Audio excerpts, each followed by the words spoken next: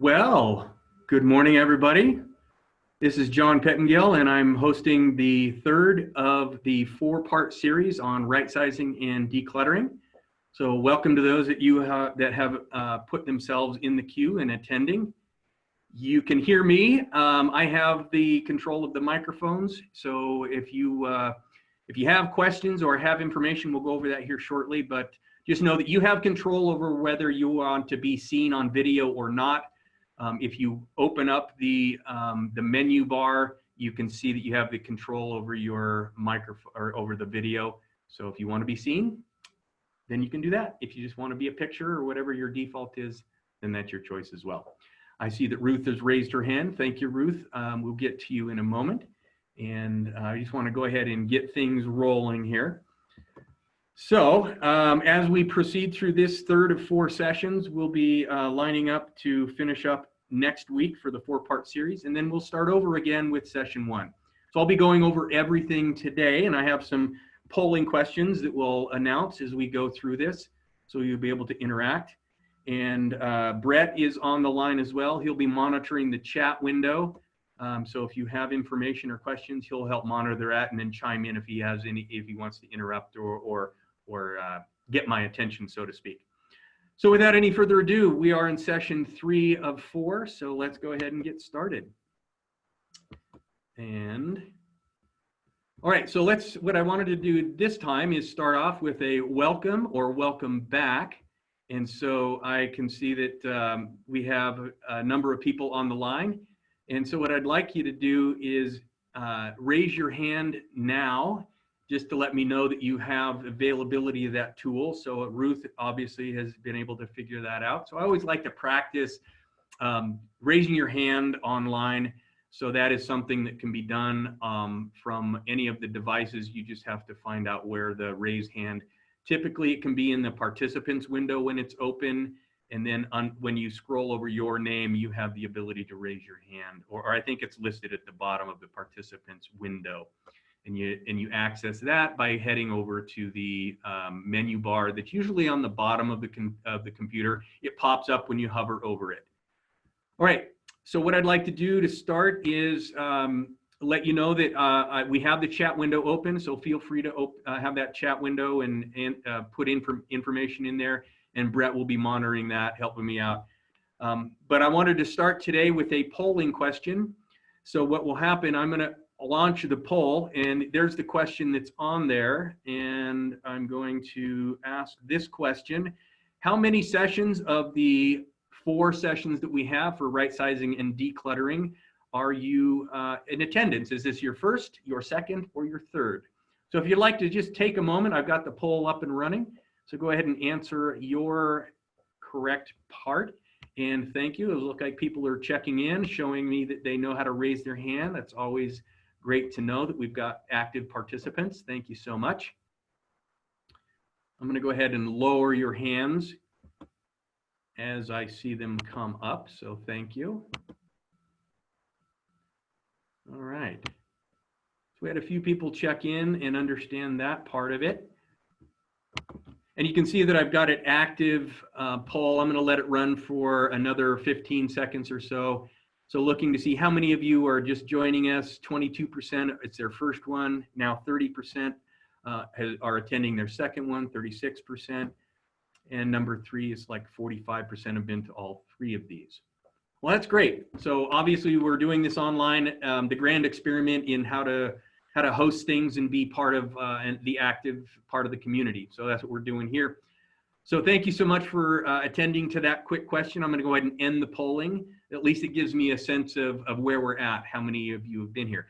So with about 17% or so of the participants are seeing the first one, it makes sense. I'm going to go over kind of how we got to where we are. So let me get this screen to change. All right, that didn't seem, oh, there we go. Okay. And now we're heading in the right direction. All right, so wanted to just quickly take a look at the decluttering breakdown in decluttering, I've broken it down into 9 steps. So the first session, we talked about deciding on what to declutter, evaluating the space, clearing the workspace, laying out a kit that you can use.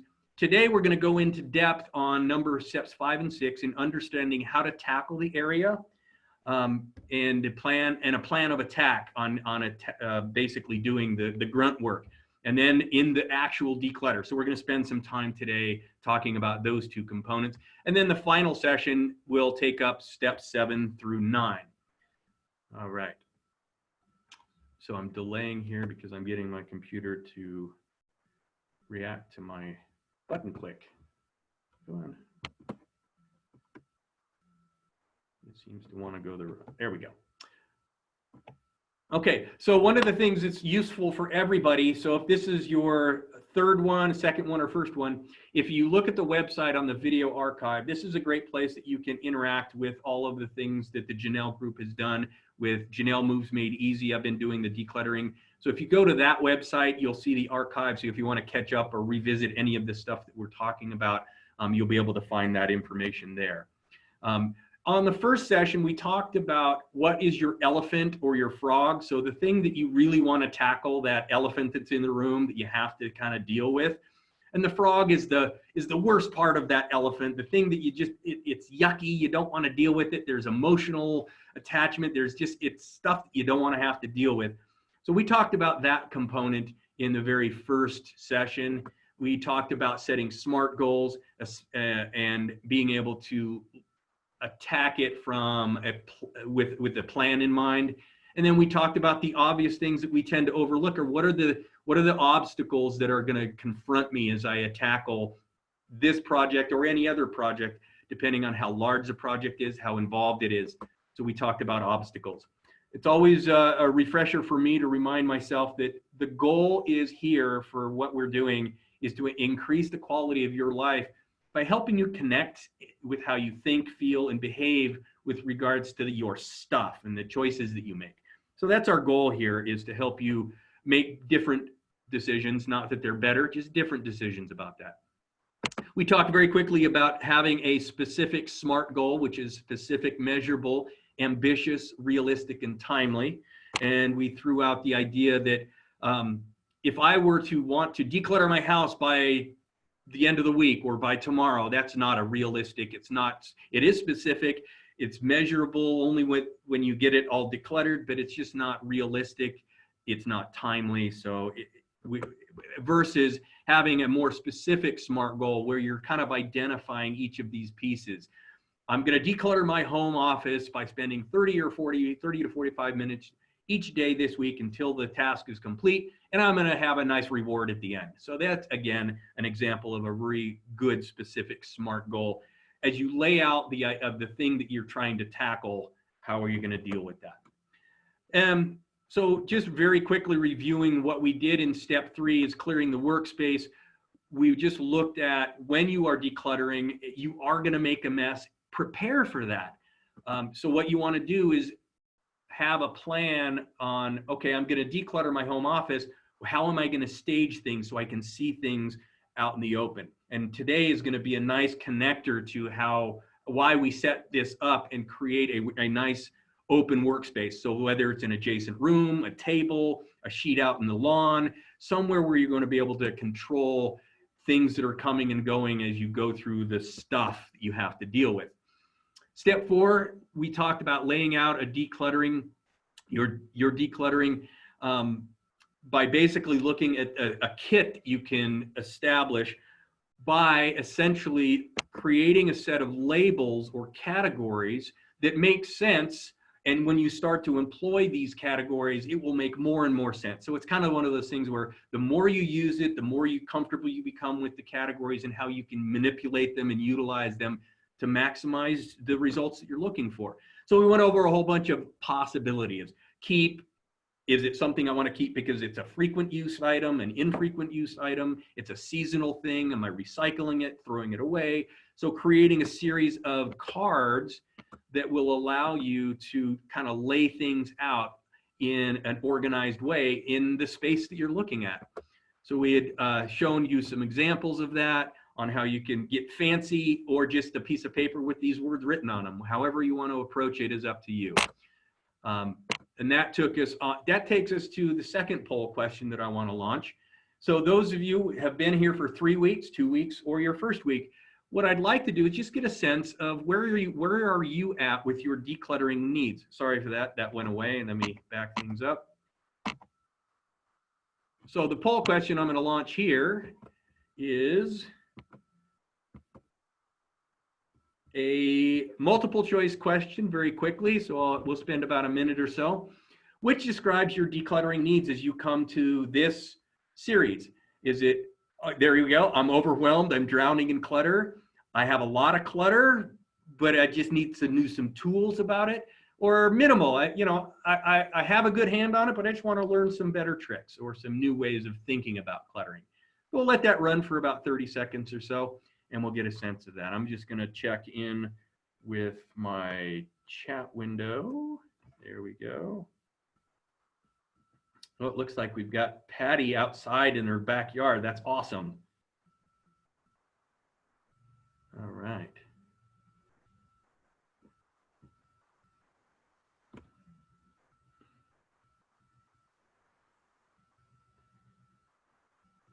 There we go.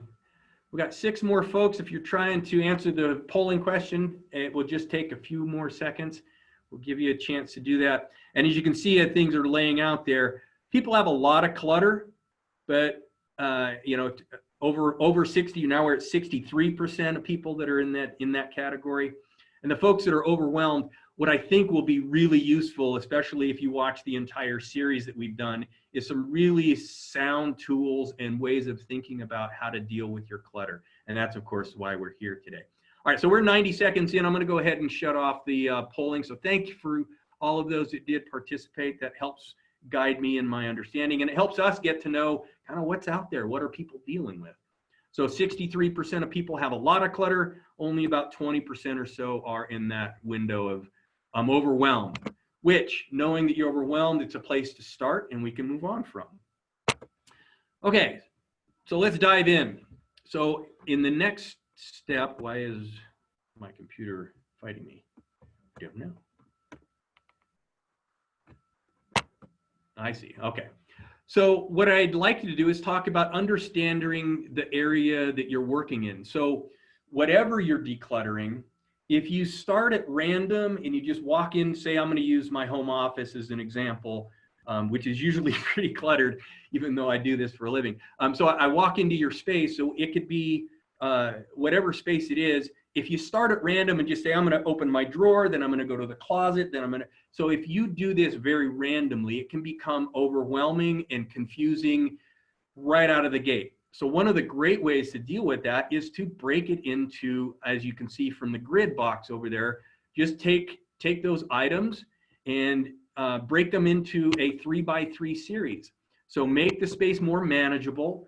So if you create a 3x3 grid of the space, so whether it's your sock drawer or your entire home office, break it into known, understandable chunks. And this is where, if you really want to take it to the extreme and you feel like you need to, take some blue tape, painter's tape, and just mark out on the carpet or just mark out with the tape is this is zone 1, and I'm going to deal just with zone 1 for the next 30 minutes. And if after 30-minute timer goes off and I feel like I'm not overwhelmed, I'm not frustrated, and maybe I'll move on to zone 2. So you really, it gives you a whole lot of control when sometimes it can become overwhelming because you've broken it down into those smaller and smaller pieces. So you're eating that elephant one bite at a time. This works well as then you are not walking back and forth over the clutter in the space. So if you do attack that, you can move it to a separate table or into a separate room.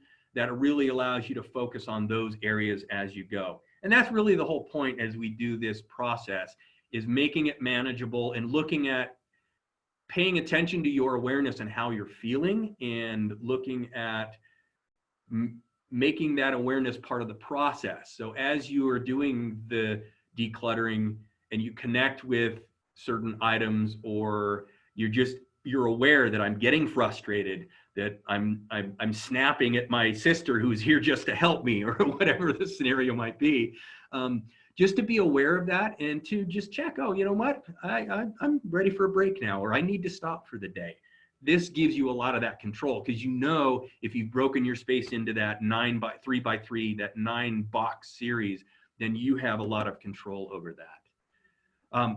When we look at the declutter in step 6, this is kind of the grunt of how you make decisions. So I'll say it again at the end, but there will be a file that I will attach to this that it will go over all this. So you don't have to be writing frantically.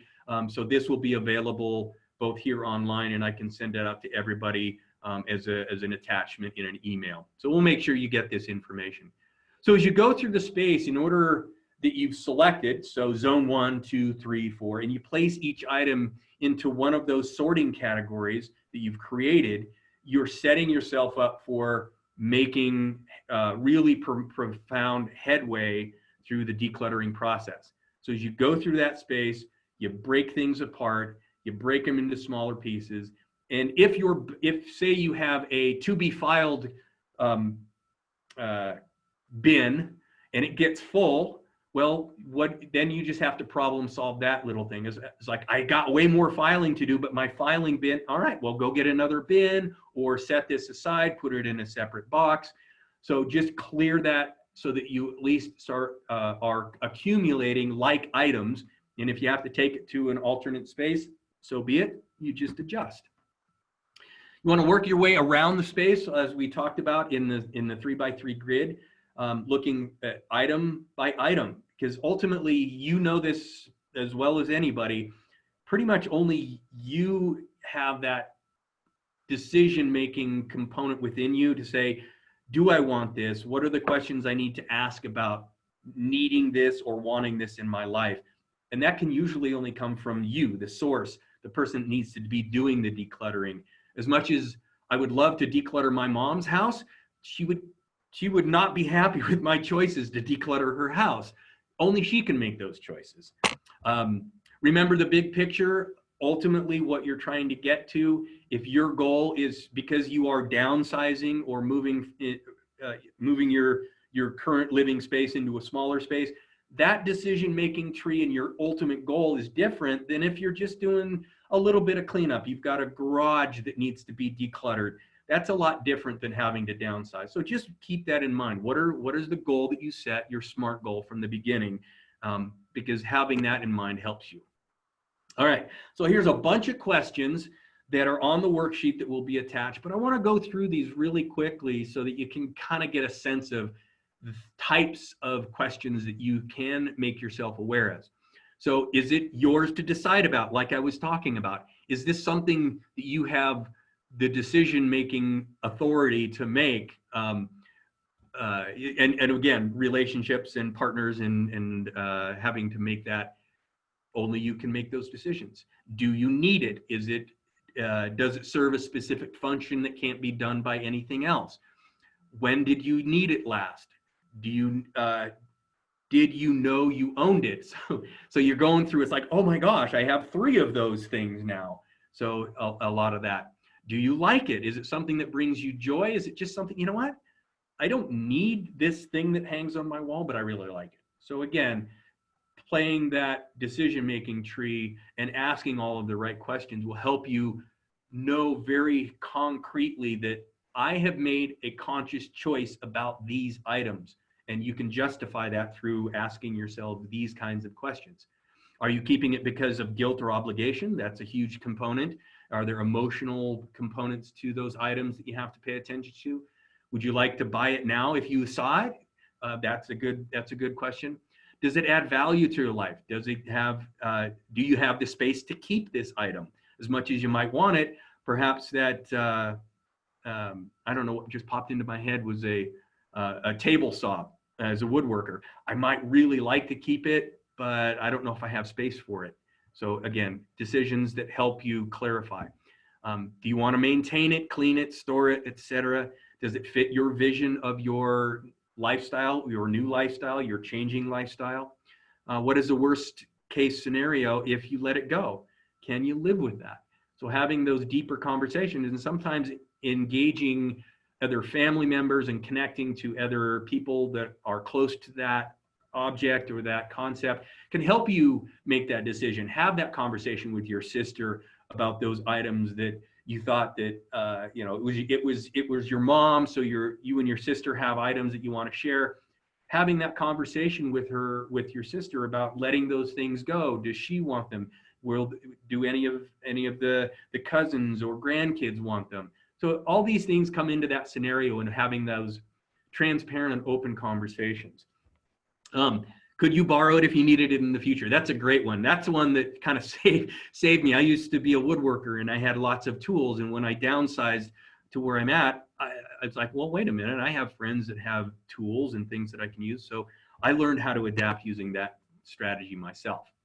All right, 2 more categories that I want to talk about really quickly is the keep it pile. So if you have categories of keep it, don't forget that you have, is it in the right room? Because if you're decluttering, oh, it was an automatic, hang on, there we go.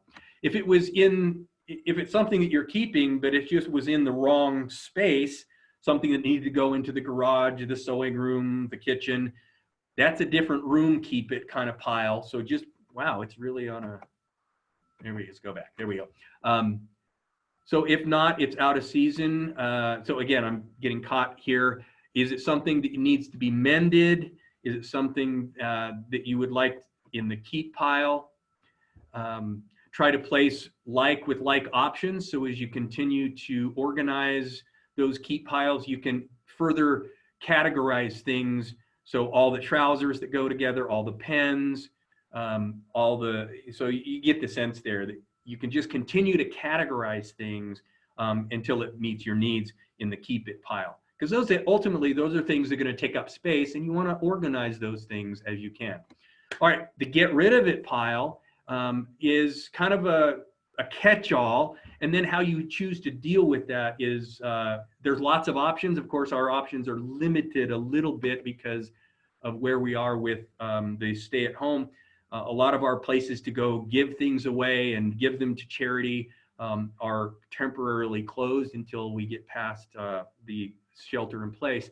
But ultimately, you want to see there are solutions to all of those. There's lots of online resources. Recycle Furniture, if you're interested to know, I stay in touch with them fairly regularly. They are continuing their services remotely, and so they can still do consign. So consignment is always an option. If you have to recycle it, how do you deal with that? 1-800-GOT-JUNK and a lot of the disposal companies that are available. So you may have other questions depending on what you are decluttering. For example, when decluttering paperwork, obviously be thinking about my shred it pile, that I have things that I need to shred. So I'll have to pay attention to that.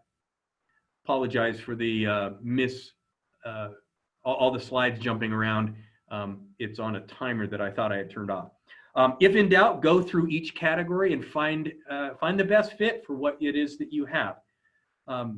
So if we take a look at that in that whole process, once you have come up with that grouping and you've gone through the nitty gritty, it really is just that maintenance of how long do you want to take with this project. If it's a smaller project, you can probably get it done in a day or even a weekend. If it's a larger project, you'll want to be thinking about how do I keep this project going over multiple days or even multiple weeks, because you'll have storage bins and things that you'll want to pay attention to, but you don't want those things to get in your way. So just be planning ahead that if it's Robert's garage, it's got piles and piles of boxes that need to be gone through. Just be aware that you're going to want to be able to have a life and work around your stuff as you go through the process. Okay, so last week, I had a challenge that I put out there. In step 5 and 6, I'd like to understand how you would tackle the area or plan of attack. So I'd like you to describe how you were able to apply the 3x3 principle and the declutter. So if you would like to choose to write a paragraph about your experience so far, what I'd like to do is kind of collectively go over this stuff on our final session in more detail. So if you are collecting information and you've been reflecting and journaling and answering the questions, rising to the challenge that we have, I'd like to review those next week. For now, since we are about 30 minutes into our seminar, I just want to review that the worksheet, I will make that available. I have that. Brett showed me how to do it just yesterday, so I just need to attach the file, and then I'll make sure I get that out as well. And then also you can see if you head over to the Janelle Group video screen, it will open up the browser, and you can see that we have the videos that are on session. So there's the one from April 21st, session 2. There's the COVID stuff that has been going on. And then there's the right sizing and decluttering session 1. So on April 7th, then we did April 21st. And now we're doing today. And so today's will be here on this page shortly. So just be aware of that. All right. All right, so with that, I'd like to open it up to questions and answers, and this is where I'll help pay attention to the raised hands.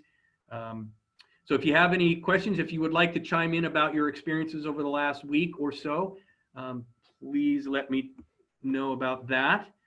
Next session will be on a week from today, and we'll go over the last 3 topics, which is if there's too much in the keep pile, how do we deal with that? Everything away is what we deal with it once we're ready to put stuff away. And then ultimately the happy dance and the reward that you will set ahead of completing your project. All right, so let me pull up my participants window. So raise your hand if you have any questions or would like to chime in with some information about how you have been successfully decluttering your spaces. And we'll leave that open until we're got through everybody.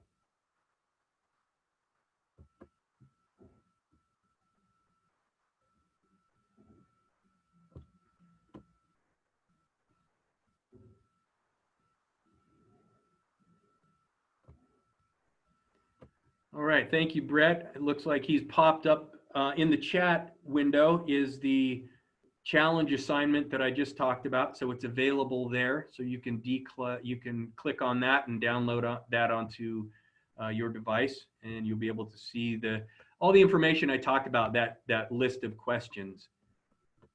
I don't see anybody raising their hand, but it looks like we got a question. John, we do have one question in chat. This is Brett Janelle. Yeah, I see that. I just populated it. Go ahead, Brett. Oh, okay, I'll just read it out. I have too much stuff, John, to lay everything out on a physical 9-box grid. In that case, should I just draw the grid to determine the order of importance and then physically lay them out one at a time? And when life intrudes, how do I deal with the pile in front of me? So would you have some tips for this person in terms of using the 9-box grid if we have a lot of stuff to lay out? Yeah, Pat, that's a great question because it sounds very structured. The 9x9 grid, obviously, if you could lay that over the top of whatever space you are, that would be great. And then the reality is, like you're asking, is, well, wait a minute, I'm going to start this project in a space that I also have to use from day to day.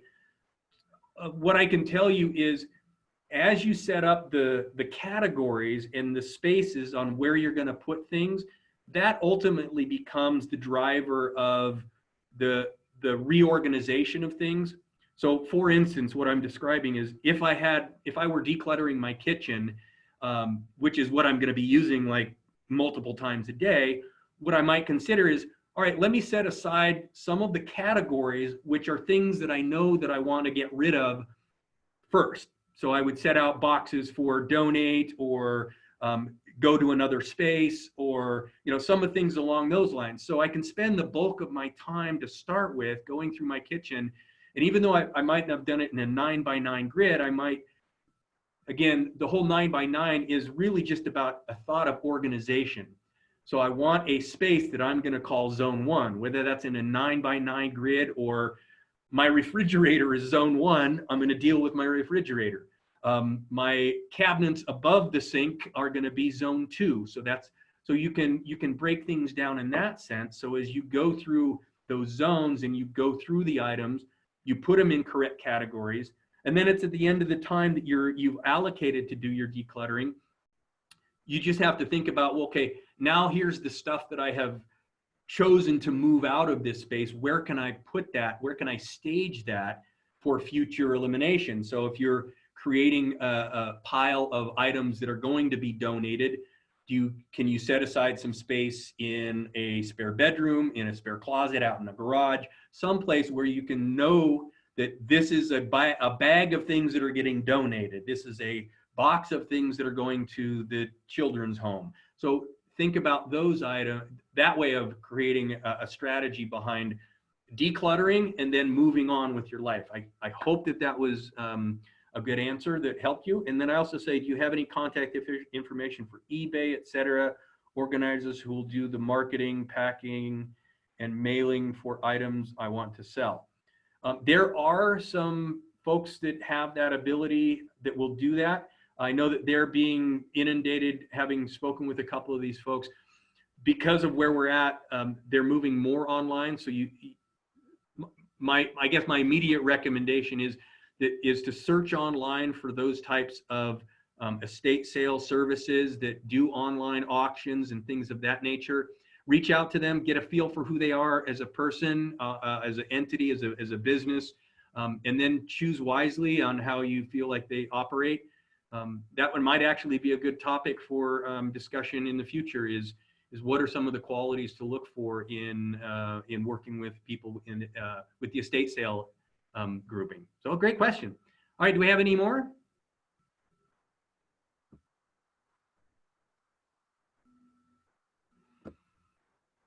Hey, Brett, you want to do the open it up? Oh, Ruth had a question there. Ruth, go ahead.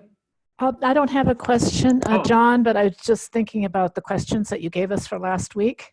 Yes, go ahead, please. I spent a half an hour last night answering them, and I was thinking as I was reviewing them just now and listening to you that actually I unknowingly went through some of the thought processes that you just talked about, because I've divided the office into areas and I wrote them on a pad, and then numbered them in the order from one side of the room to the other.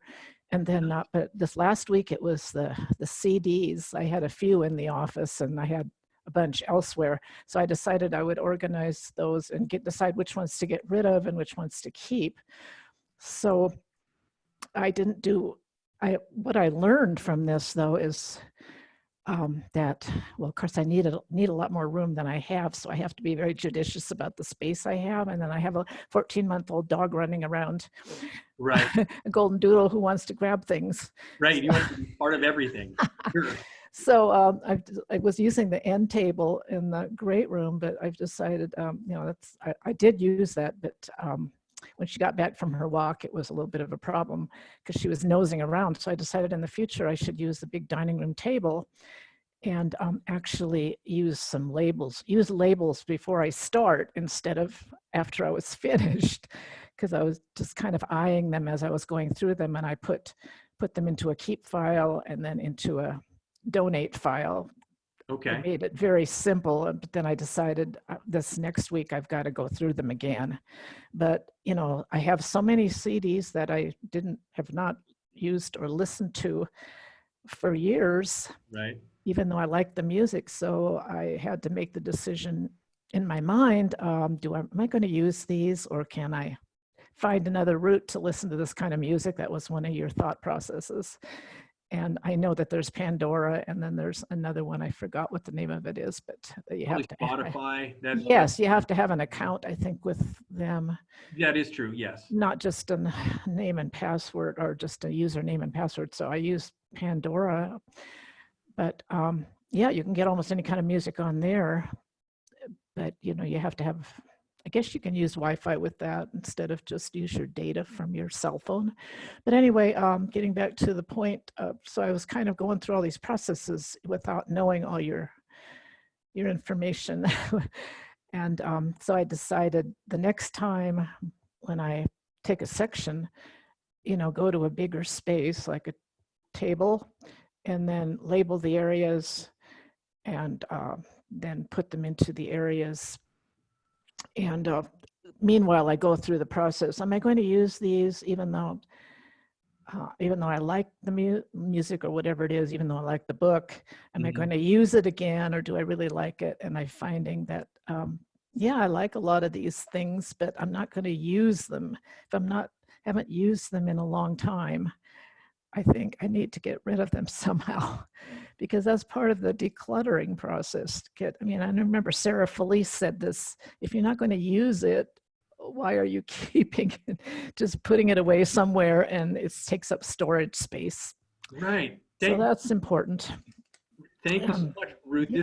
This is a great concept that you're bringing up, and I really appreciate you sharing that sometimes difficult thought process of going through that. So revisiting your CD collection, I think, is a great example of some of the struggles and the thought processes you go through, because you've spent time, energy, money in collecting these things. And even though they're CDs and it's music that you enjoy, yeah, I think you show a great example of looking at other options, because it's so easy sometimes to get kind of locked into old ways of thinking and not thinking outside the proverbial box, or CD case in this case, but looking for other options.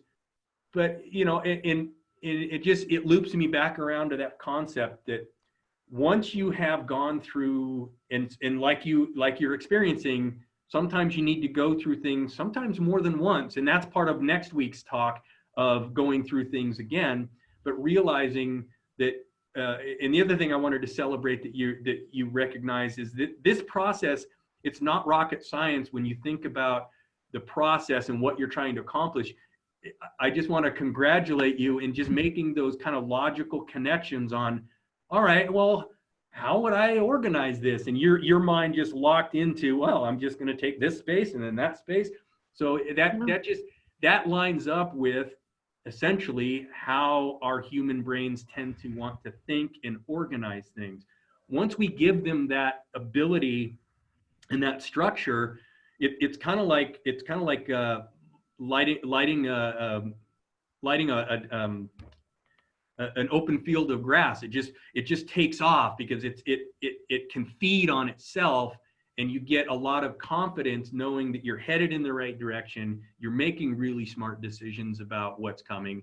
And then ultimately the thing that you'll struggle with, and we all do, is, okay, now what do I do with it? Until it's completely out of your life, you still have to deal with it until you've made that ultimate decision. All right, here's a whole bunch of CDs. Where can they go? And that's tackling the idea of, all right, well, where can they go? And looking for resources in terms of, is there a used bookstore like the one down over by Costco? There's Grassroots, I think, too. So, yeah, when it's open eventually. That can accommodate your needs. And some people get to the point where it's like, you know what? As much as I care about the environment, I just need this stuff out of my life. I just need somebody to make it go away. And there was a question, I think, in the first week of our seminar, where a gal who had asked, how do I deal with the fact that I've got so much stuff, but I don't want to just throw it away. I don't want to put it in the environment. I don't want to put it in the dump. Those are all personal choices that we all have to come to grips with, and how we choose to navigate that are based on our own values, our own judgments. But there are certainly there's more choices than there used to be in terms of helping put things back into a reuse model, having them have a longer lifespan by making choices. And that comes down to how much energy and time are you, as the owner of this item, willing to put into repurposing it. So those are great personal choices. And I know that if people are moving, and I had a friend who moved out of our community here, she was moving to Texas, so she was getting rid of a lot of things, and eventually she just used 1-800-JUNK. Yeah. And it can be expensive, but your time is valuable too, because what they also do is, I have heard that they will farm your goods to various places, recycling, and I don't know, the electronics disposal and that kind of place. Right. So they'll do that for you, you know, at a price, but Yep. you know, we have to make the decision that it's very time consuming to go through Yeah. stuff, especially when you're moving. Yeah, it certainly is. And it's a great follow-up point is if you, depending on your circumstances, are you in need of moving things out of your life in a short time period because you are moving into a new space and you have 3 months to move all your stuff? Or are you starting the process with, I'm going to be thinking about moving in a couple of years so if you have more time and that window is open, that allows more choice because you're not forcing yourself into having to make the choice to spend more capital to remove your stuff. And to the point of the people who come in like 1-800-GOT-JUNK and some of the junk kings and those, that's their business model. Their revenue stream comes from being able to declutter, take in lots of stuff and then decide what are things that they're willing to, that they can have a revenue source from by reselling or recycling. So that's just part of their business model. But again, you're absolutely right. It comes at a cost to you as the consumer, but it's also the cost or the ease of burden that you had to deal with this stuff. And there is a solution. So thank you for bringing that up. I'm going to go ahead and open this up to anybody else who would like to chime in. So thank you, Ruth. Unless you have another, You're welcome. No. Go ahead and raise your hand again. Is there anybody else who would like to chime in and give us some thoughts or some background? Love to hear from you.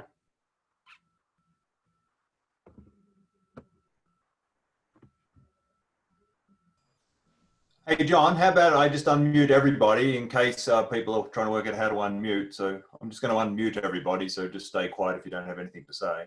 Stand by. So everyone's now unmuted if anyone else wanted to contribute. I see Bob with his hand up. Go ahead, Bob. Yes, I have a question, John. Go ahead, Bob.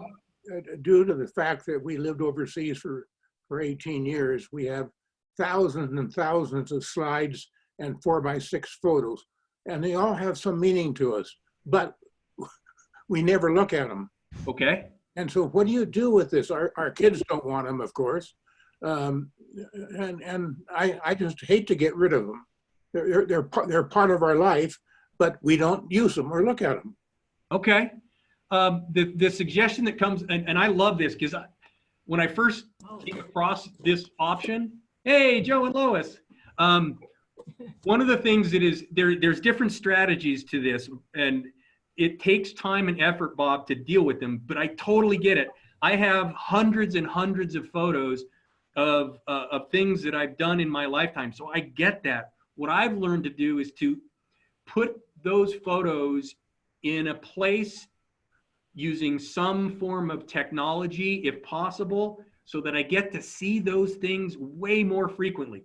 What I mean by that is what I've done is on my computer is I have a file of images that are digital. So I know that you have lots of slides and a lot of photographs that are 4x6. There are services where you can essentially take all of your photos and slides and they'll digitize them. It's become way less expensive than it used to be. Don't ask me, I don't know how much, but what you can do is have all of your photos and images, or at least sort through them, and the ones that really have more meaning, maybe spend a little bit a month, or every 6 months you save up and you do a whole bunch, however you want to financially deal with it. But then when you have them digital, then the world is your oyster, because you can have them streaming on standalone slide frames, like an 8x10 frame, and you can load those images on the frame and it'll just cycle through the frames. You can put them on your computer, on your TVs, on your smartphones, on your devices, so that you get to see all of that memory and that stuff that you want to cherish and hold on to way more frequently. I hope that is helpful to you, because I found it to be very rewarding. I've tried it. Okay. And I just hate to lose them, but I find it very difficult to spend that much time organizing them and converting them to electronic files. I had a good idea, you know, the first. Yeah, I get that. Yeah, I guess it comes back down to having to make that washers. that heat, interpersonal choice Right. of stuff over here, and how this- much meaning do I actually have for these items. As much as I don't want to get rid of them, am I willing to make part of the process the joy of going through the items, reliving those experiences, and as I Then do you want to resort them into a better come up with a way So you are to cherish those, with those. by making that process part of the I'm wondering what cherish. Does that make sense, Bob? Yeah. Thanks you, John. from himself Good. Mm. to something. So I would only suggest, Bob, that if you want to take the time and effort to categorize them, they have that much meaning to you, you can find joy in just that process. And then by doing that process, it sets the stage to be able to enjoy them more frequently. So I guess it's a matter of perspective on how you want to approach them. But thank you for checking in. Anybody else? Do we have any questions on the chat window? Let me check. Yeah.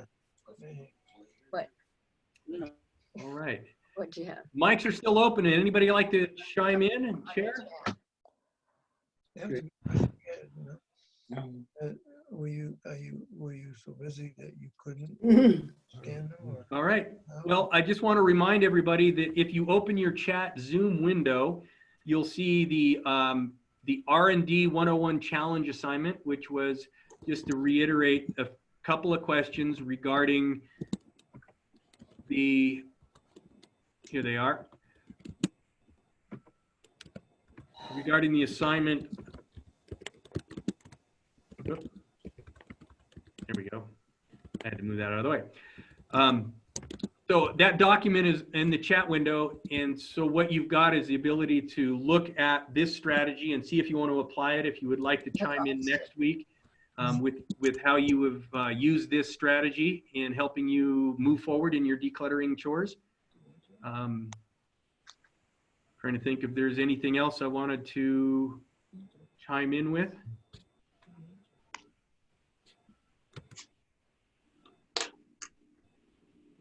I've lost it. I wonder why. All right. I clicked one of the buttons. So let's go ahead and we're at quarter till, a little past quarter till. And participants. John? Yeah, go ahead, Bob, or that's Joe. Go ahead. No, yeah, I Lois and I were faced with the same problem of multiples of slides and photos and that sort of thing. In decades, of course, like Bob. And but I had really no desire to save them because I didn't think I'd have any use for them. Just a different perspective. They were fun at the time, but that time's gone and move on. They would have still been fun to look at, but we weren't looking at them. Right, I think we all find that as we transition through life, one phase to the other. I'm in my early 50s, so I've got that many years of experience and that much accumulation of life. And what I've learned, again, this is all personal philosophies, but living in the moment, trying to appreciate what I have now, has more meaning for me than my past. Although I cherish my past and I love my adventures and my experiences, those still exist with me right now. And that's why I have a chosen select category of things that I have held on to because they have the most meaning. Everything else I've just kind of let go of and not let it clutter my life. So again, maybe that's something that could be helpful, is looking at specific times or events in your life that you want to kind of hold above the others. Say, you know what, all of these things that happen in my life, I'm willing to let those go. But these are the few that I really want to hang on to and relive because of the memories, the joy, how I can help inform my family and help have better connections with my family because I still have these cherished moments. I can share my adventures and my stories with them. So lots of different philosophies on how you can approach that. At the end of the day, you have to make choices about your stuff because, as we all know, we don't get to take it with us. It's great for your ancestors who don't know you. All right. Great. Great for ancestors who don't. Is there anyone else who would like to chime in? Yeah. Love this. Great. This has been wonderful. Go ahead, Ruth. Yes, a couple of quick things. Just the first one's technical. A few minutes ago, I was getting some bleed in into your voices and into your voice, and I was like, a couple people were having a conversation, and it wasn't any of these participants. I wondered if anybody else had that problem. Yes. So what happened is we unmuted everybody's microphone, so everybody was having cross chatter. It was being picked up. Oh, So okay. that's all it was. And I've since muted everybody. Okay. I Again. just didn't know if it was the Zoom problem because they said there was some hacking a week ago or so. No, we've locked down. See, Zoom is structured in a way that as the host, Brett and the Janelles, we have the ability to lock down with password security so that we don't get those issues.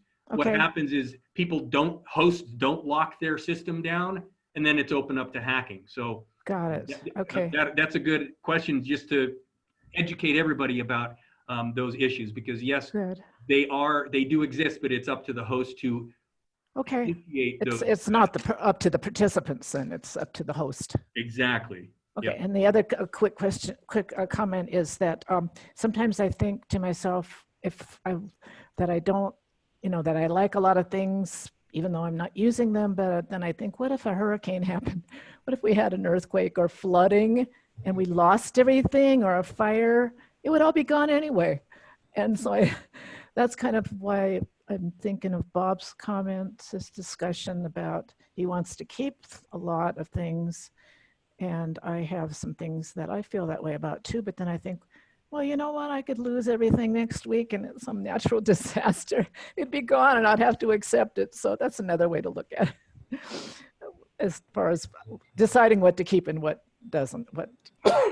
Sometimes at this point in life, we don't want to keep as much as we did 20 years ago. And, we don't want to burden our children with a lot of extra junk and belongings that they don't want. Yeah, that's very true, Ruth.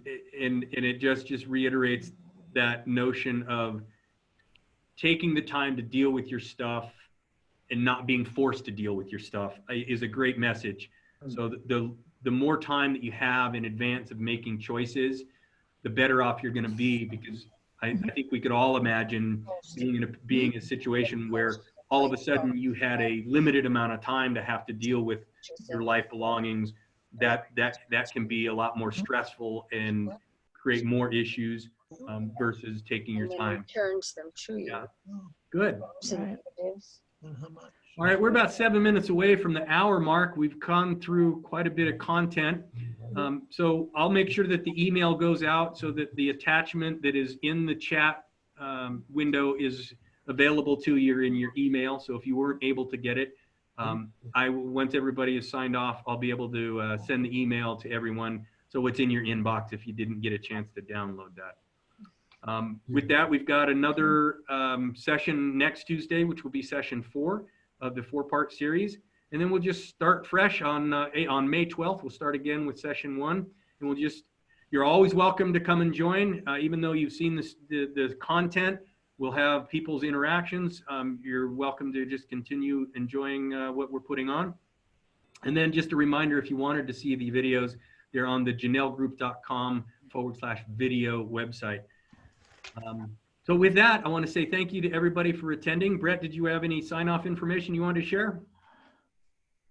No, that's great, John. Thank you. We have the seminar on Thursday, The Truth About Staying Independent, for anyone who hasn't registered and would like to, feel free to. Right. Again, janellegroup.com/events, and you'll be able to find all of those events. There you go. Looks like my screen sharing host has stopped. Control. Get that? Very good. All right, everybody. Well, thank Okay. you so much for attending. You can get a hold of us. You know how to reach out to us. And so with that, Thank you. Have a good week. attending.